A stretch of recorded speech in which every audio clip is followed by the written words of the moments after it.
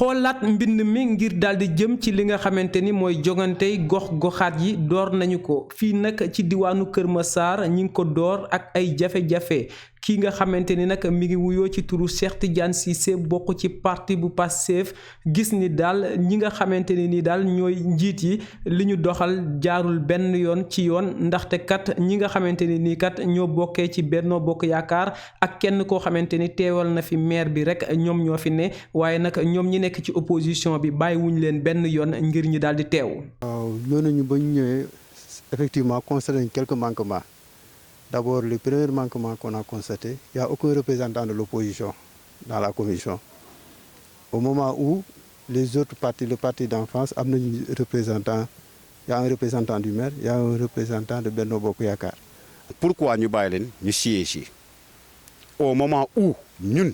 ñu ñuy tere pour ñu siéger ñu ciy wax sans que ñu ñëw ñu ne non nañu génn dinañ jógee fii dem parce que dañoo bëgg a indi problème ñu ne non indiwuñu problème. dañoo bëgg yëf yi jaar ci yoon. ki nga xamante ni nag mooy Cheikh Tidiane Cissé daal di dellu ŋàññ ba tey kii di njiitu réew mi ak ki jiite fi nga xamante ni mooy ci diwaanu Kër Massar di l'honorable député maire Moustapha Mbeng li mu xamle daal mooy que ni dafa mel ni ñoom ñi nga xamante ni nii ñoo ñu jiite dañu bëgg a tuur lëndëm ñi nga xamante ni ñooy askan bi loolu sax tax na ñoom yenn ci ay quartier ñu daal di soppi li nga xamante ni moo di seeni ay tur. fekk mu am quartier yu bëri. ñi nga xamante ne dafa mel ni nekk waa Kër Massar tur yi ñu joxoon seen quartier yi Macky Sall da leen di soppi uniquement pour réeral askan bi ndax da ngay dem ci sa chef de quartier mu jox la certificat de domicile nga ñëw mairie jël certificat de résidence boo ñëwee ak sa certificat de résidence boobu bëgg a bindu te bokk Kër Massar Nord président commission bi xool mu ne la non yow tur quartier bi nekkul fii ci liste bi kon tu n'as pas droit à t'inscrire. Et alors que quartier yooyu tur yooyu lañ ci xam léegi nii ñu ngi informé ne quartier bi ñu naan Cité Diène te nekk ci ginnaaw mairie bi ne non tuddul Cité Diène mais xaw ma xamdalaay la xaw ma alhamdulilah la xaw ma xamdalaay la te pourtant nit jógee na foofu ñëw ak certificat de domicile am bu am si certificat de résidence am yooyu ay manquement la yoo xamante ñun dañ koy dénoncer.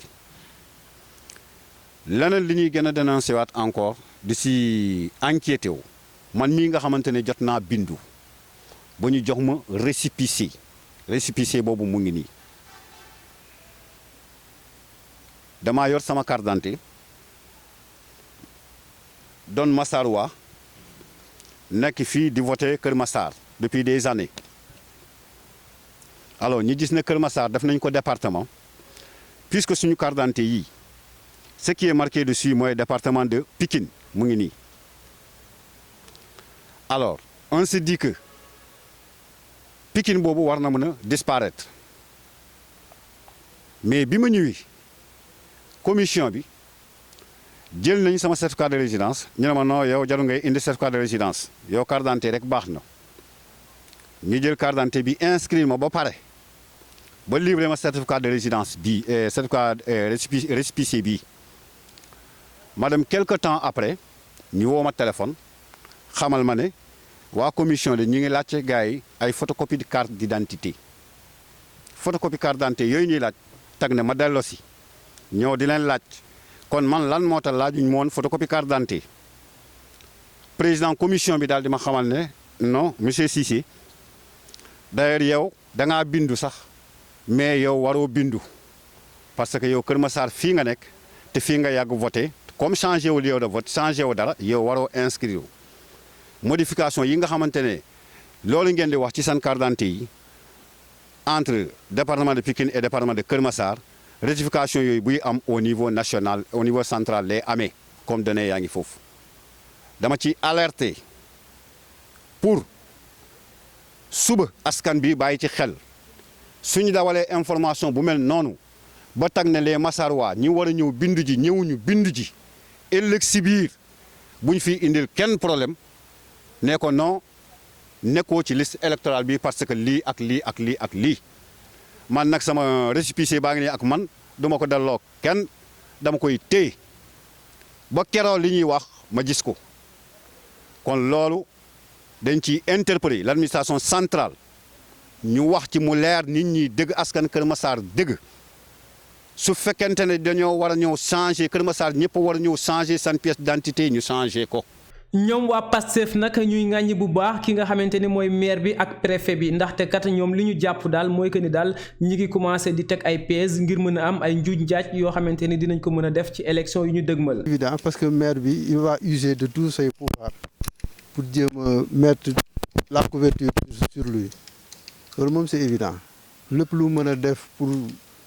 jox chance sa coalition il va le faire ça c'est évident maintenant c'est à nous d'être vigilants d'être alertes mën a déjouer tous les pièges qui se dresseront à nous. daf ci utiliser force am parce que en aucun cas dans les normes je pense que le préfet qui vient d'être installé normalement dafa war a woote une rencontre entre les leaders des différents partis politiques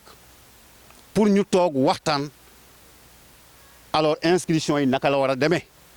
mais tel n'a pas été le cas. Le préfet n'a consulté personne. ki nga xamante ni daje nañ fa ak moom muy wuyoo ci turu Fallou Ndour nekk ki nga xamante ni moo fa teewal kii nga xamante ni mooy maire bu Kër Massar moom nag li mu xamle mooy que ni daal ginnaaw ba ki nga xamante ni monsieur Cissé ñëw na ak ay ŋàññ yoo xamante ni def na ko ñoom daal di nañuy woote ci préfecture bi daal di laajte ba ñu jox leen ay gindi. Ce matin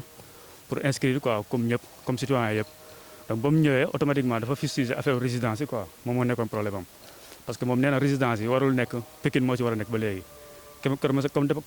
moom Fallou muy dellu di xamle ba tey ni que ni daal ñi nga xamante ni ñooy opposition bi war nañ fi teew bu fekkente ni teewuñu nag yoonu maire nekku si yoonu président de la république nekk si. bi boo xoolee arrêté bi moo ngi la ñu taf si bunt bi man maa ko yoroon taf ko donc ce qui est clair mooy que ñi nga xamante si ñoom lañ convoqué si commission bi mooy le président de la commission son suppléant le représentant du maire ou le maire. Le représentant des différents partis ou coalitions légalement constituées donc ñoom bu ñu indil seen représentant loolu noonu yoonu maire nekku ci yoonu état nekku ci yoonu kenn nekk ci donc arrêté bi li nga xamante ni ñoom ñoo war a bokk ci commission bi bind nañ ko bu mu leer nañ préfet kase ko donc ñoom bu ñu indil seen représentant nag loolu faute bi nekkul ci ñun mais ci ñoom la. ñi bokkoo ci opposition bi am ay ŋàññ yu ñu indi ba xam le ni sax ñoom waroon nañu teew waaye nag mayuñu leen ñu daal di teew ñi bokk ci nguur gi ni kat ñii bu ñu teewul ñoom seen yoon nekku ci muy nag loo xamante ni nii lu doy waar la ndaxte kat bu ñu demee bay amal lu ni mel ngir lépp leer war nañu war a mën a fexe ba yaatal buntu yi ba ñëpp war fi mën a teew lu mel noonu nag su amul rek ay lënt mën na leen a gane si waaye nag fii nga xamante ni nag moo nekkoon ci centre bu Massar Dieye loolu mooy li fi xew tey daañu leen ko toppal lu ci mën a ruusaat rek dinañ leen ko dëgtal.